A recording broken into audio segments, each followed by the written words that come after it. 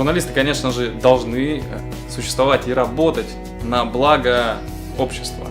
И они подчас, именно журналисты, смогут и могут формировать общественное мнение, чем могут воспользоваться иные силы и постоянно вмешиваться в журналистику.